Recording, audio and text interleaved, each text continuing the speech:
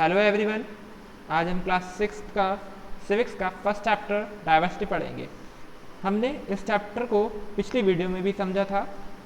अब हम इस वीडियो के अंदर ज्योग्राफिकल डाइवर्सिटी शुरू करेंगे। उससे पहले हम थोड़ा सा पीछे की तरफ ध्यान देते हैं और दोबारा रिकॉल करते हैं जो हमने पढ़ा था पिछली वीडियो में।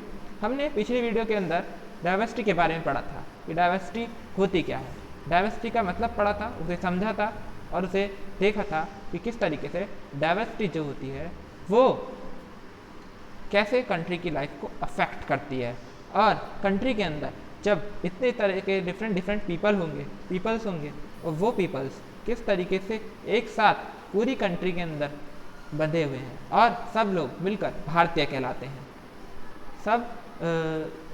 सबके भाषा अलग हैं, सबके रीजन अलग हैं, सबके रिलीजन अलग हैं, सबके हैबिट्स अलग हैं, सबके टेस्ट अलग हैं, सबके कस्टम अलग हैं, मैनर्स अलग हैं, ट्रेडिशन अलग हैं, फिर भी सब एक भारत का निर्माण करते हैं। तो हम अपने भारत की ज्योग्राफिकल डाइवर्सिटी इस वीडियो के अंदर पढ़ेंगे और आगे का लेसन भी इसी वीडियो के अंदर समझेंगे। चलिए देखते हैं ज्योग्राफिकल डाइवर्सिटी को। Geographical diversity can also arise due to geographical differences.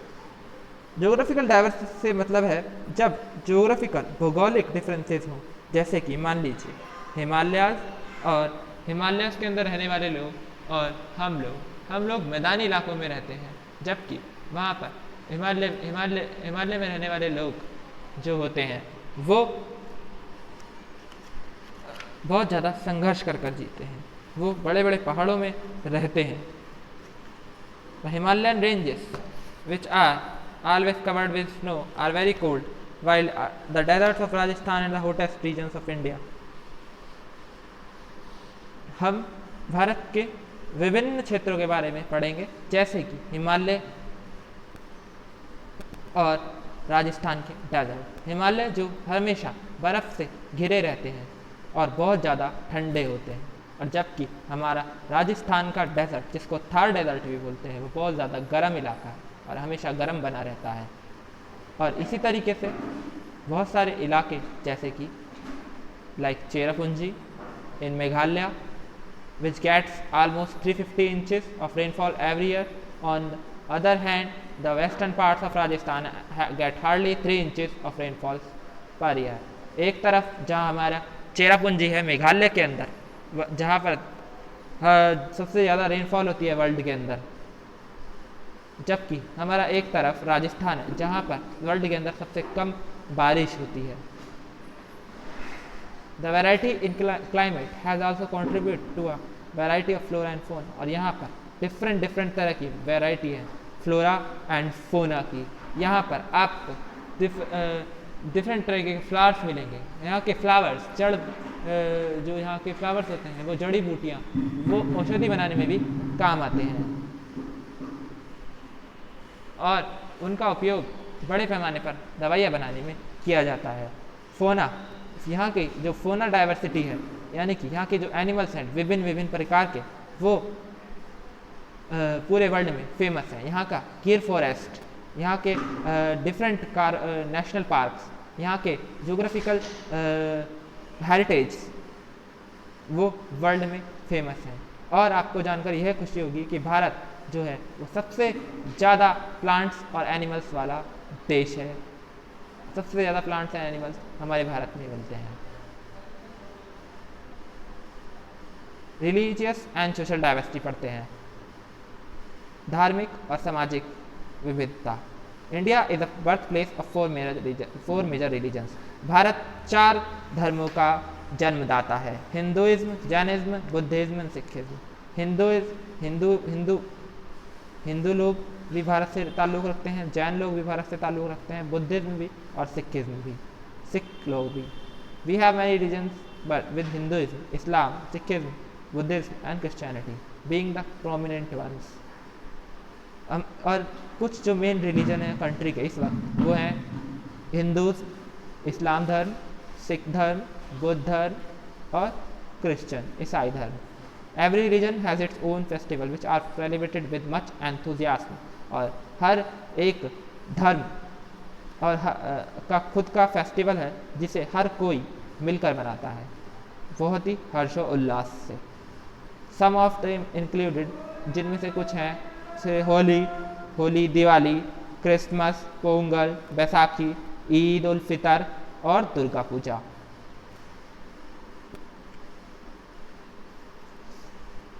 Economic diversity. A region's physical and climatic conditions have a great role in shaping its economy. A region's physical and climatic conditions have a great role in shaping its economy. एक country की economic diversity यानी कि country को चलाने के लिए उसकी अर्थव्यवस्था में जो विभिन्नता है वो भी बहुत ज़्यादा जरूरी है। कैसी है इसकी आर्थिक विविधता?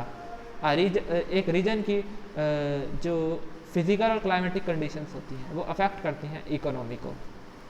Most rural occupation depend on geographical conditions, और ज़्यादा से ज़्यादा रूरल जो ऑक्यूपेशंस होते हैं वो जोग्राफिकल कंडीशंस पर ही डिपेंड होते हैं।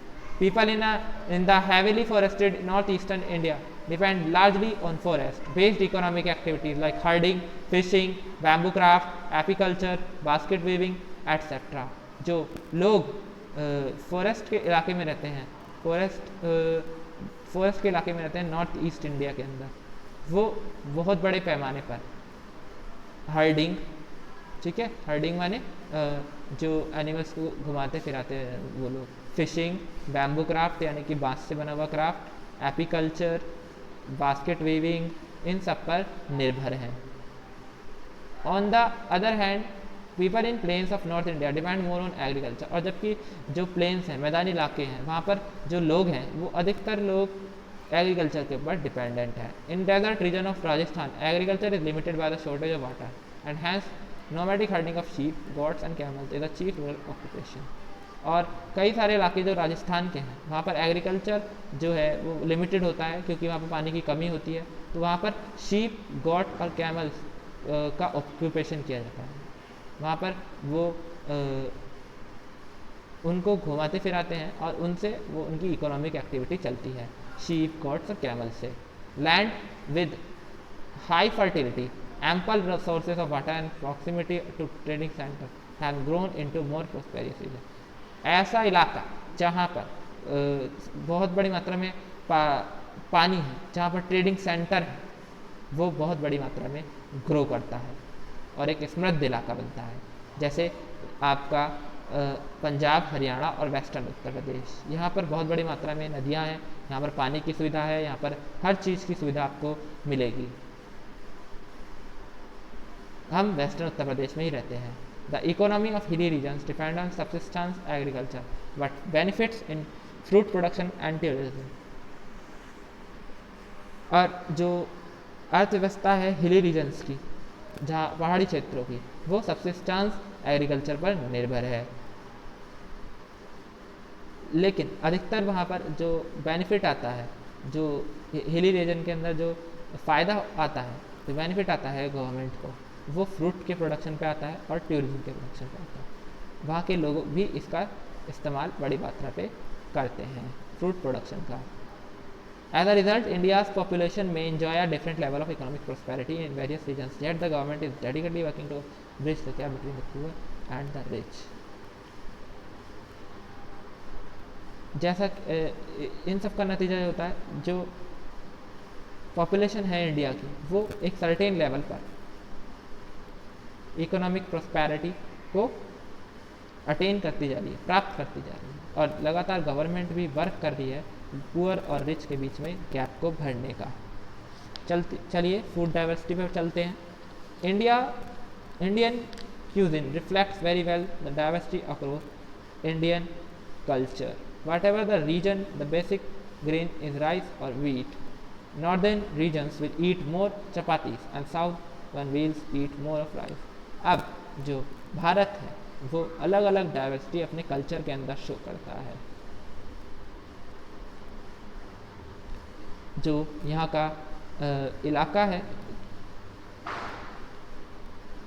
हर इलाका यहाँ का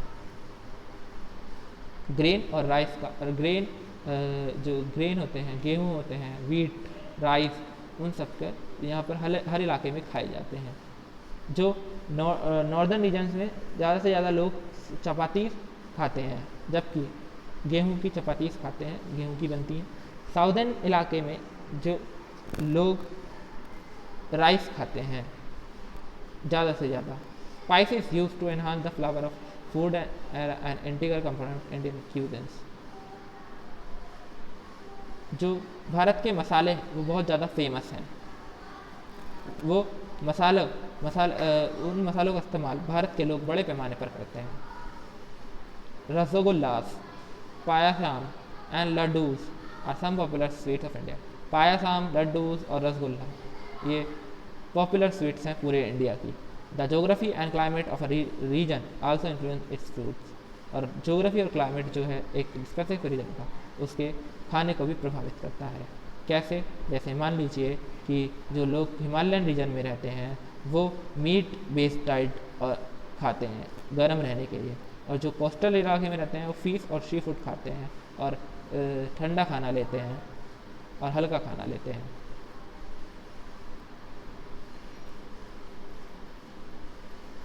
diversity in dance and music.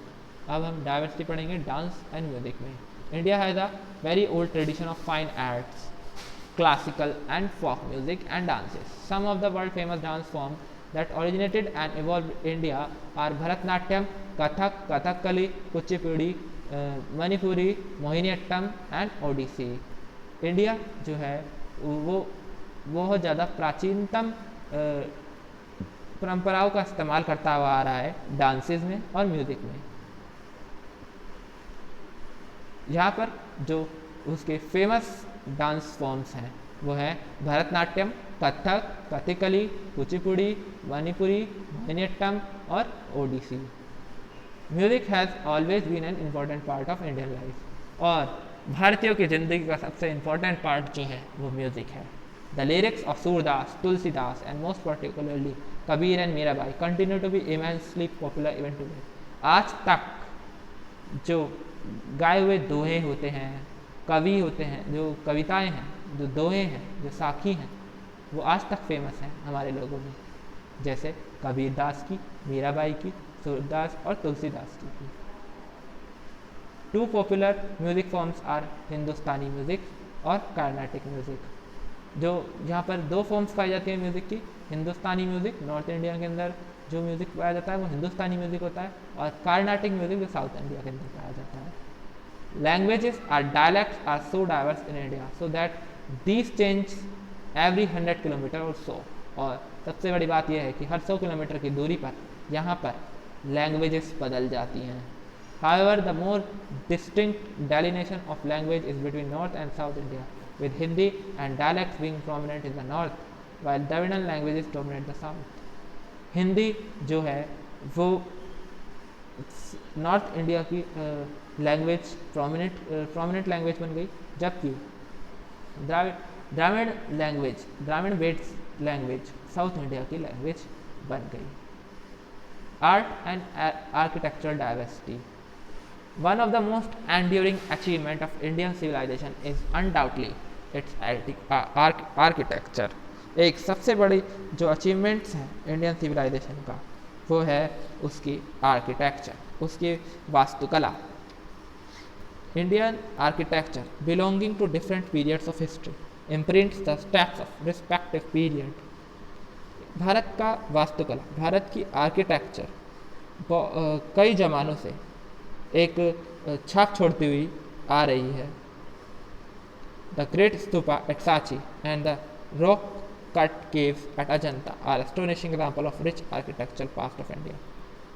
जो सांची स्तूप है, जो अजंता के अंदर गुफाएं हैं, महाराष्ट्र के अंदर अजंता के अंदर जो गुफाएं हैं, वो एक बेस्ट एग्जाम्पल है भारत के पास्ट का।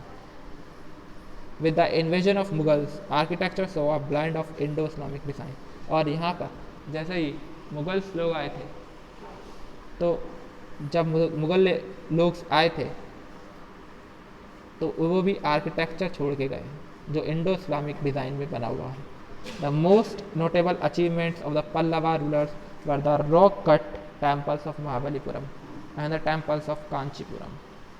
और पल्लवा राजा के अचीवमेंट्स भी यहाँ पर देखने को मिलते हैं, जैसे महाबलीपुरम में और कांचीपुरम में।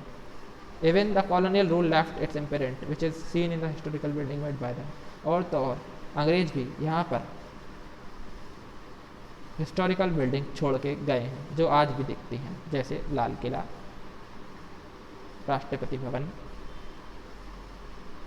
In spite all of the diversity, the main theme of our culture is unity which absorbs all the diversity. इन सब विविधताओं के बावजूद भी सबसे बड़ा चीज़ ये है, हमारे सबसे बड़ी मुख्यता, सबसे बड़ी विशेषता हमारे कल्चर के लिए ये है कि हमारी जो यूनिटी है वो सारी डाइवर्सिटी को अब्जॉर्ब कर लेती है। हम सब एक साथ मिलके रहते हैं।